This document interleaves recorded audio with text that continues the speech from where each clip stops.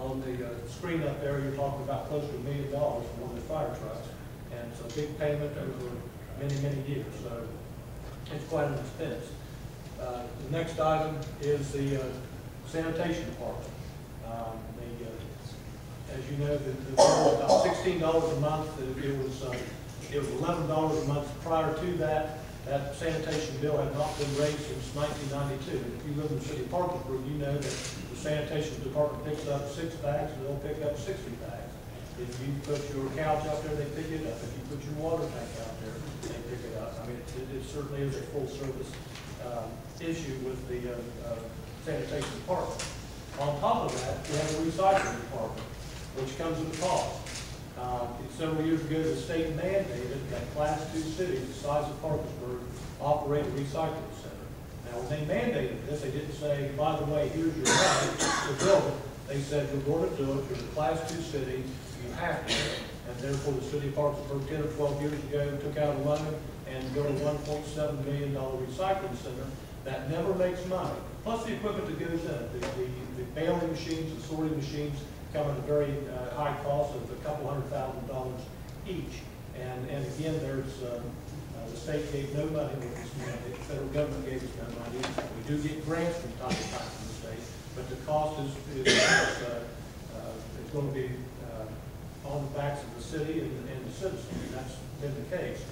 You can't sell enough recyclables to make a profit. When I became mayor, we were bringing in about $30-some thousand with recycling. We did a huge educational campaign. We really picked up the slack on that. We gave out more free recycling bins. We put hangers on doors, instructions in the mail on what we can recycle and what we can't. And that has tripled. This year we were bringing over 100,000. To keep in mind, the payment on the recycling center by itself, without manpower, is $78,000. I mean, it's not likely that we will ever be able to get over that hump until that building's paid off of paying for recycling. Again, a state, and I'm all for recycling in the environment and so forth, but it's a state mandated issue that comes with no money. Public Works Code Enforcement, they do a number of things. You know, a lot of times, code enforcement is known more for getting after people about dilapidated houses, but there's really much more to it. But this is some of the stuff that they are responsible for.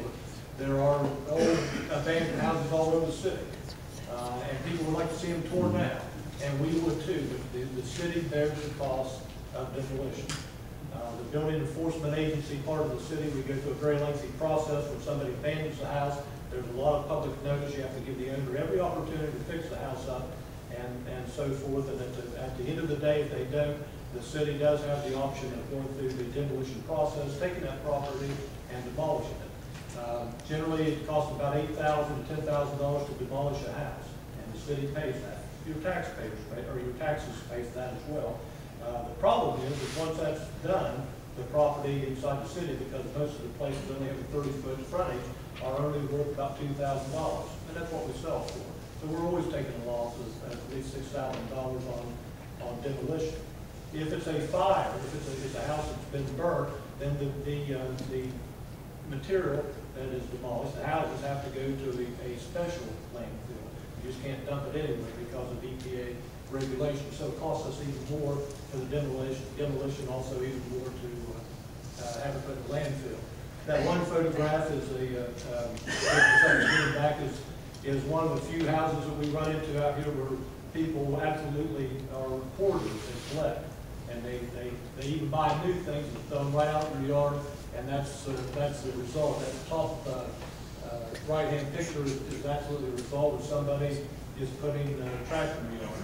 Now the question is, why doesn't sanitation, why doesn't the city just go and clean it up? Well, the issue is there still is a Fourth Amendment in this country. We can't enter on the property, regardless of whether we think it's trash or not, and take it off. There's a lengthy court process.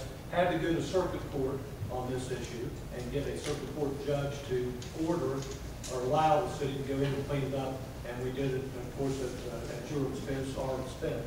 So that's an issue we battle with all the time. The other thing code enforcement works with is zoning. And we zone new businesses. You can't, there are certain places you can't have certain types of businesses, so they work on that as well as the dilapidated housing. Electric, there's two things I want you to see here.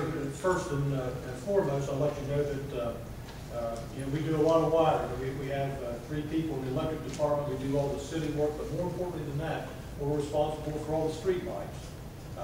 We pay about $412,000 a year in electric bills, the city of Parkersburg does, for street lights.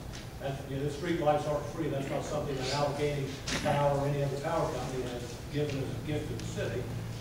Again, it comes as an expense to the taxpayers. As importantly as that, the electrical department is responsible for all the traffic control devices citywide, even on state properties, interstate right-of-ways, Lakeview, Murdoch, all those big intersections, and then all the small intersections throughout the city. The electric department is responsible for maintaining those lights, repairing those lights, and in some cases replacing those lights. A typical 3-light box that goes in an intersection is around $90,000. That's what the cost is for a traffic light.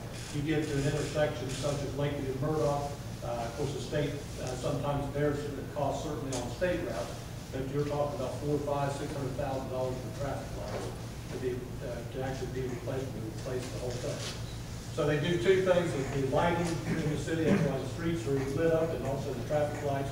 And then they do a lot of wiring. They wire homecoming, for example, each year at a cost, and many, many other things. We have our own street and sign department. That saves us money instead of having signs manufactured. It's at a great cost. We're talking about putting signs on steel placards. Stop signs are made of steel, they're not made of plastic. And the bottom line is there's a lot of money involved in that.